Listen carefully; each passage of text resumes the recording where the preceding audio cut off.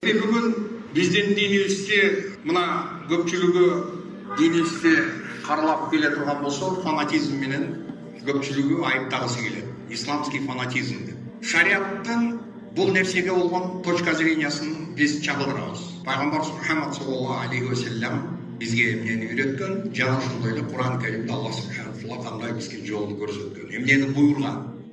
Мисалы айтайлык, туугандар, парз ибадаттар бар. Мына өкүм маселесинде эң жогорку орунда турган бул парз маселеси деп коет. Бул парз. Бул парз маселеси ар бир мусулман адамдын мойнуна милдеттүү түрдө жүктөлгөн ибадат болуп эсептелет. Аны аткаруу керек. Ал милдеттүү түрдө. Бирок ошол парзды калтырып койсо, мисалы, парзды аткарбай жатат. Бирок парзды аткарбайт дагы, бул кээ бир адамдарды көрсөң, баягы нафил нерселерге кошумча. Нафил деген нерсе бул мазада деп коет, бул баягы кошумча болгон нерсени нафил деп аталат. Туугандар, нафил ибадат деп коет. Мисалы, орозонун нафил орозо болот, намаздын нафил намазы болот, садаканын нафил болот. Ар бир нерсенин өзүнүн нафили болот. Бул кошумчасы. Бул дегени пенде өзүнүн ыктыяры менен, каалоосу менен, өзүнүн каалоосу менен, шарият аны милдеттүү түрдө ага жүктөгөн эмес эле. Ал пендени сен моуну кыласың, моуну аткарасың деп аны милдеттүү түрдө мойнуна жүктөгөн эмес болчу. Бул пенде өзүнчө мен Аллахка жагынамын, Кудайга ыраазылыгына жетейин деген ушундай бир ниети менен бул өзүнчө аракет жасап, өзүнүн ыктыяры менен жасап аткан нерсе. Мына ошол нерсе нафил. Бирок ошол пенденин өзүнүн ыктыяры менен жасап аткан нафил ибадаттары, кошумча жасап аткан ибадаттары бул пендени эми гурурга алып барып койбош керек. Гурур эмне? Бул, туугандар, самообман же болбосо дагы бир заблуждение. Адам алданып калуу. Дагы бир сыйыртмага түшүп калуу коркунучу бар. Эгерде ошол пенденин ичине дини сабаты алсызыраак боло турган болсо, маалыматы, динден болгон маалыматы алсыз болсо, бул пенде сыймыктанып кетүү коркунучу бар. Баягы кошумча милдеттүү түрдө жасабага, милдеттүү түрдө эмес, өзүнчө баягы ыктыяр менен жасай турган ибадаттарды жасап жүрүп, мисалы айтайлык, бул анан ошол нерселерди жасабаган адамдарга сөз тийгизип башташы мүмкүн. Өзү жасап атат, өзү кыйратып атат, өзү кошумча кылып атат, өзү көбүрөөк кылып атат, башкалар көбүрөөк кылбай атат. Башкаларга бул эми башкача көз караш менен карап баштайт. Баягы кемсинтүү көз караш менен карап баштайт. Мына иблистин дагы бир тактикасы, шайтандын дагы бир ыкмасы, адамды адаштыруу ыкмасы. Эми парзды жасап койду, бирок мына ушул нафилдерге берилип кетүү бул дагы туура эмес. Основание бетон жок, же болбосо айтайлык, мынакей дуалы жок. Дуал жок болсо, дуалга швак. Мисалы, дуал жок болсо, каяктан швак болот, каяктан обой жабыштырасың. Туурабы? Дал ошол сыяктуу парзы жок болгон ибадат, парзы жок, бирок бул нафилларды, тим эле укмуш нафилга көңүл бурат, бирок парзын аткарбайт. Ушул нерсеге биз аябай көңүл бурушубуз керек. Эми айтайлык, туугандар, мына ошол кошумча ибадаттарды жасап аткан адамдын такыбалуу болуп атпайбы? Аллахка бул өзүнүн ыктыяры менен жасап атат. Өзүнүн каалоосу менен жасап атат. Алланын ыраазылыгы үчүн деп жасап атат. Туурабы? Демек бул адамдын акыбалы демек башкача болуш керек. Акыбалы кандай болуш керек? Пайгамбар Мухаммад саллаллаху алейхи ва саллямдын Абу Хурайра радиаллаху анхунун риваятынан келген бир сөзүнө көңүл бурабыз. Айтат: "Инна Аллаха кала: "Мен аада ли валиян факад азантуху бил хак." Аллах айтты: "Кимде-ким менин досума душмандык кылса, мен ага уруш жарыяладым." Туугандар, Кудайга сүйкүмдүү болгон инсан менен душман болуп калуу коркунучу кандай экен? Аллах ага уруш жарыялады. Абдан этият болуу керек. Такыбалуу, Кудай деген, Аллахка ибадат кылып, өзүнүн туура жолунда жүргөн, ибадат кылып жүргөн инсанга душман болуу, демек бул перспективасы кандай кооптуу экен. Аллах душман болуп, Аллах ага уруш жарыялашы мүмкүн экен. Мына ошол нерсе абдан кооптуу. Сен азыр бирөө менен душман бол, жөнөкөй адам менен душман болбо да сен. Жөнөкөй адам менен душман болсоң, спокойно уташың мүмкүн. Сенин жеке личный душманың губернатор болсун, личный душманың президент болсын, сенің көрө суйкун спокойно болбой. Жандан дагы каттуураак чоң бир залым сенин личный душманың айлансын, мына ошондо кандай болот? Эми Аллах эгерде сага уруш жарыялаган болсо, анда абдан этият болуу керек. Ва ма тaqarraba ilayya 'abdi bi shay'in ahabba ilayya mimma iftaradtu alayh. Аллах айтып атат, караңдар туугандар. Пенде мен парз кылган нерсени аткаруу менен мага эң сүйкүмдүү болуп атат дейт. Мен парз кылган нерсени аткаруу менен пенде мага эң сүйкүмдүү пендеге айланып атат дейт. Караңдар, парз кылган. Мисалы парз намазды окуду, парз орозосун кармады, Аллах субханаху ва таала бул пендесин сүйүп атат. Эң сүйкүмдүү пендесин айланып атат. Эми وما يزال عبدي يتقرب إلي بالنوافل حتى أحبه. Пендем кошумча багы өзүнүн ыктыяры менен нафил кошумча ибадаттарды аткаруу менен бул мага жакындашып отуруп, мен аягында бул пендени сүйүп каламын дейт. Аллах мына ошол нафил жасап, өз ыктыяры менен жасап аткан пендени мен сүйүп каламын дейт. Fa ila ahbabtuhu. Эгерде мен ал пендени сүйүп калган болсом дейт, كنت سمعه الذي يسمع به وبصره الذي يبصر به ويده التي يبطش بها ورجله التي يمشي بها وإن سألني لأعطينه ولئن استعاذني لأعيذنه. رواه البخاري. Мына ошол нафилдерди жасап отуруп, мага сүйкүмдүү болуп, мен сүйүп калган кезде ал пенде эмне болот? Аллах айтып атат. Мен ошол пенденин угуп жаткан кулагына айланам. Мен ал пенденин көрүп жаткан көзүнө айланам. Мен ал пенденин кармаган колуна айланам. Мен ал пенденин басып жүргөн бутуна айланам. Мен бул пенде эгерде сурайып турган болсо бир нерсени, мен ал сөзсүз түрдө мен ошол суроосун аткарамын. Эгерде бир нерседен жардам сураса, менден коргоо сурай турган болсо, мен сөзсүз түрдө мен ал пендени ошол нерседен коргоймун деди. Бухаринин риваяты. Мынакей турган. Көрдүңөр? Кошумча ибадаттарды жасаган инсандын результаты эмне болуп атат? Натыйжасы. Бул Аллах айтып атат. Анын көргөн көзүнө айландым, уккан кулагына, кармаган колу, баскан буту, мына ошол нерсени мүчөлөрүнө айландым дегени, бул нерсени биз буквальном смысле түшүнбөйбүз да. Бул дегени, бул пенде нафил намаздар, нафил ибадаттарды аткарып жүргөн пенде, Аллахтын сүйкүмдүү пендесине айланып калган кезде, Аллах сүйүп калган кезде, бул пенде эми Кудай жактырбаган нерсени кулагы менен укпайт. Эми бул пенде Кудай сүйбөгөн нерсени көзү менен көрбөйт.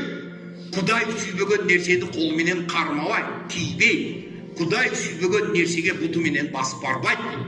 Мына нафил кылып аткан, ибадат кылып аткандарыбыз өзүбүзгө кичине мындай анализ жүргүзөлү.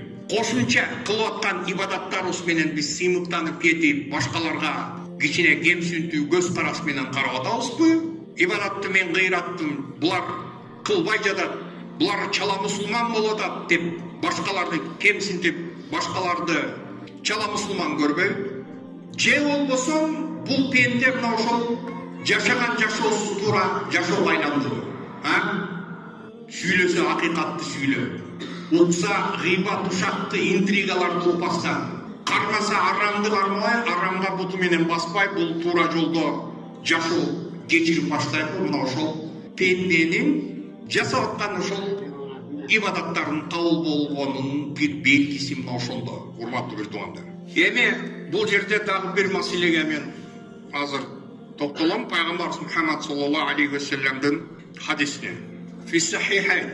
Имам Бухари жана имам Муслим хадис жинактарында келген хадис. Дагы Абу Хурайра разияллаху анхунун риваятынан келген хадис. Айтат: бир а'раби, анна а'рабиян кал. Бир а'раби мындай деди. А'раби деп, урматтуу бир туугандар, а'раби деп коет. Бул багы бизде биздин тилибиз менен айтканда кандай десек, өзбекчеси кышлакы дегендей, же болбосо дагы шаардыктарды кандай деп айтып коет, башка жактан алыстан тоодон түшкөн дегендей мына ошондой бир мааниде мына а'раби деп ушинтип айтылып келген. Али радиаллаху анхунун хутбаларынын биринде келгенде я айюхал а'рабиюл жилфул жафи деп ушинтип кайрылган бир сөзү бар. Эй, опол кургак болгон ушундай ташбор араби депчи, араб. Бул араб көчмөн араб, тоодон ошо чөлдөн түшүп келген. Эч кандай маданият жок, культура жок, дипломатия деген нерсе жок. Мына ошондой багы копол, корс, ошондой мамилелүү адамдар. Мисалы биз деген толуктар дегенде да, биздин бедуин бизде жок да, Кыргызстанда бедуин жок, Кыргызстанда толуктар бар. Мына ошондой араби айтып калды. Я Расулаллах, дуллани аля амали, ида амилтуху дахалтул жанна. Расулаллах, мага бир иш көрсөтчү, мен ошону жасасам бейишке кире тургандай болойм десе, каля та'будуллаха ла тушрику бихи шай'ан ва туқиму ссалата ал-мактуба ва туадди аз-заката al-mafruḍa ва тасуму рамадана. قال والذي بعثك بالحق لا أزيد على هذا شيئا أبدا ولا أنقص منه. فلما ولى قال النبي صلى الله عليه وسلم من سره أن ينظر إلى رجل من أهل الجنة فلينظر إلى هذا. Баягы араби ошентип сурады. Бир нерсени көрсөт, мен ошону кылайын дагы анан бейишке кирейин. Баягы сөздүгө өтпөй, аны муну дебестен мага айтчы ушу нерсени. Мен бейишке кире турган нерсени көрсөтчү деп ушундай деди. Дегенде пайгамбар саллаллаху алейхи ва саллям эмне деп айтты? Пайгамбар саллаллаху алейхи ва саллям жооп берип атат. Аллахка ширк жасабастан жалгыз сөзүнө сыйынасын. Көрдүңөр туугандар, биринчи орунда мынакей ширк жасабастан Аллахка жалгыз сөзүнө иман келтирип, Аллахтын өзүнө сыйынасын. Ширктен этият болуу керек. Ал эми ширктин түрлөрү толтура. Ва туқимус салата ал-мактуба. Парз намазыңды окуйсуң, парз болгон зекетиңди бересиң, Рамазан айынын орозосун кармайсың деди. Ушуну айтты пайгамбарыбыз. Дегенде сени пайгамбар кылып жөнөткөн Аллахка ант ичип айтамын, ушул нерселердин үстүнө эч нерсе кошпоймун деди. Бир дагы нерсени кошумча аткарбаймын деди. Болду, ушул сен айттың ушуну. Ва анкусу мин хушайан. Мен ушул нерселерден дагы кемитип да койбойм деди. Кошпоймун дагы, кемитпеймин дагы. Сен айттың, ушул айткан нерсеңди гана аткарамын деди. Түшүнүңөр туугандар. Тескери карап басып кетти. Баягы арабы. Муну кошпоймун дагы, артыкча кылбаймын дагы, кемитпеймин дагы, ушул айтканыңды гана аткарамын деп дагы тескери басып кетти. Пайгамбарыбыз Мухаммад саллаллаху алейхи ва саллям тегерегинде отурган сахабаларга карап айтты. Кимде-ким бейиштин адамын көргүсү келе турган болсо, мына ушул адамды карасын деди. Мына ушул бейиштин адамы деди. Түшүнүңөр туугандар? Парз ибадаттарын калтырган жок. 5 убакыт намазын окуду, орозосун кармады Рамазан айында. Зекетин берди. Аллахка ширк келтирген жок. Болду. Башка эч нерсе кылган жок. Мен кошпоймун дагы, кемитпеймин дагы. Болду деди. Пайгамбар саллаллаху алейхи ва саллям айтып, мынакей бейиштин адамын көргүсү келсе, мына ушул адамды карасын. Ошондуктан туугандар, мен айтат элем, бар нерседе биз ошол алтын ортолукту кармаганды жакшы билейин. Бул динге мындайда Алланы тааныбай, динди тааныбай, жаңы эле исламга кирип, жаңы Кудайды таанып баштап, динди эми жаңы таанып, үйрөнүп, аны үйрөнүп, муну үйрөнүп баштаган кезде баягы адамга жаңылыктар ачылып атат да, жаңы нерселер пайда болуп атат, бул динди түшүнүп атат. Ошол кестенен кийин баягы адамда пайда болот да, ушундай баягы жүрөктө от алууланып жанып баштайт да. Эмнеге андай эмес, эмнеге мындай, мен мындай кылам, тигиндей кылам деген бул тууралуу хадисти мен силерге риваяттын бир сабактарында айтып берген. Пайгамбар Мухаммад саллаллаху алейхи ва саллямдын баягы бүтүн өтмүш жана бардык жашоосундагы күнөөлөрү кечирилген ыйык адамдын ибадаты кандай болду экен деп ошентип изилдеп 3 жаш бала келип пайгамбар саллаллаху алейхи ва саллямдын жашоосун көрүп, эми алар ойлогондо баягы адам пайгамбар Мухаммад алейхиссалам ушул пешенеси саждадан көтөрүлбөй эле ушинтип турса керек дегенде ушундай ойдо келишкен. Бирок пайгамбар саллаллаху алейхи вассалам үй бүлөсү менен алектенип аткан, буктап аткан, тамактанып аткан, ибадат кылып аткан. Мына ошол кезде баягы келген 3 молодой, зеленыйлар ошол пайгамбардын жасаган ибадатын аз көргөндөй эмедешти. Бирөөсү айтты, Аллахка ант деди, мен өмүр бою мен деди үйлөнбөйм деди. Үйлөнбөйм, Аллах үчүн деди. Все. Бирөөсү айтты, мен өмүр бою деди, Аллах үчүн орозо кармайм деди. Оозумду ачпайм. Бирөөсү айтты, мен өмүр бою уктабай түнү менен эмне тахажжуд окуп, түндөрү уктабай тахажжуд окуйм деп үчөөсү ант берип кетти. Ошол нерсе пайгамбар Мухаммад саллаллаху алейхи вассаламга кийин жетип калды. Пайгамбардан ашык булар кайда бармак. Мына эми ошондуктан туугандар, мен айтайын дегеним, эң биринчи орунда биздин ислам динибизде, урматтуу бир туугандар, Аллах субханаху ва таала бизге буйрук кылган ошол парыздарга биринчи орунда көңүл бурайык. Анан адал жана арам маселесине көңүл бурабыз. Адал менен арам маселесине көңүл буруу керек. Ошол нерселерден токтоо керек. Албетте нафил ибадаттар, кошумча ибадаттар ар бир пенде өзүнүн акыбалына карап жасаш керек. Пайгамбар Мухаммад саллаллаху алейхи вассаламдын бул тууралуу айткан сөзү бар. Адамдардын абалы бир түрдүү болбойт. Мына урматтуу бир туугандар, даватка чыгып жүргөн туугандарыбыздын сөзү бар. Жазбасы көтөрүлүп калыптыр дейт. Жазбасы көтөрүлүп калганда деп коет. То есть жазба дегени, бул дегени баягы адамда ушунчалык эмоциональный баягы состояниясы ичинен ушундай баягы бир ойгонуп, козголуп, алоолонуп, жанып баштаган кезде бул башкача бир абалда болот да. Ошон үчүн пайгамбар Мухаммад саллаллаху алейхи вассаламдын бул шарият бардык адамдын состояниясын эч качан унуткан эмес. Пайгамбар саллаллаху алейхи вассалам айтты: кайсы бир адам эгерде сен ушундай каттуу, ушундай баягы кызуу ушинтип күчтөнүп калган кезиңде, анда сен өзүңдү эмнеге ошондой нафил ибадаттарга урун деп, ошондой нерселерге. Адамда ошол жазба көтөрүлүп аткан болсо, жазбанын карама каршысында адамда отрицательный нерсе пайда болот. Бул адамда жалкоолук деген нерсе дагы пайда болуп калат. Ошондой кезде парызга ыктагын деди. Парызга ыктагын. Нафилди аткара албай атасыңбы? Парызыңды калтырба. Парызга көбүрөөк көңүл бур деди. Мына ушул эки плюс-минусту урматтуу бир туугандар унутпашыбыз керек. Урматтуу бир туугандар. Анан албетте биз эми чоң күнөөлөрдөн сактанышыбыз керек. Аллах субханаху ва таала тыюу салган ушундай күнөөлөрдөн сактанышыбыз керек. Бул Аллах таала мынакей пайгамбар Мухаммад саллаллаху алейхи вассаламдын хадистеринде келип атат. Туугандар, мына ла ядхулул жанната катиун, же болбосом пайгамбар Мухаммад саллаллаху алейхи вассаламдын башка бир хадисинде ла ядхулул жанната мен кана фи қалбихи мисқалу зарратин мин кибр. Туган урук менен, жакын туган уругу менен мамилени үзгөн адам бейишке кирбейт деди. Эмне үчүн дегенде, жакын туган урук менен мамилени үзгөн бул чоң күнөөлөрдүн категориясына кирет. Ошондой эле, урматтуу бир туугандар, текебирлик деген нерсе бул дагы чоң категория күнөөлөрдүн категориясына кирет. Урматтуу туугандар, текебирлик. Бирок текебирлик дегенде адамдар путать этпеш керек. Адамдын мисалы серьезный болгон анын көрүнүшү же болбосо серьезный болгон бит, бул текебирлик деген нерсени жатпайт. Пайгамбар саллаллаху алейхи вассалам текебирликтин дагы определениясын так даана айтып койду. Аль-кибру батарул хакки ва гамтун нас.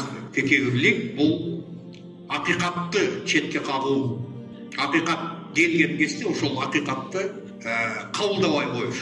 Ушундай бир принцип бар да. Мисалы, сенин душманыңдын оозунан эгерде акыйкат чыгып аткан болсо, будь добр, ошол акыйкатты адилеттүү болуп, акыйкат душмандын оозунан чыгып атса дагы кабылдап кой.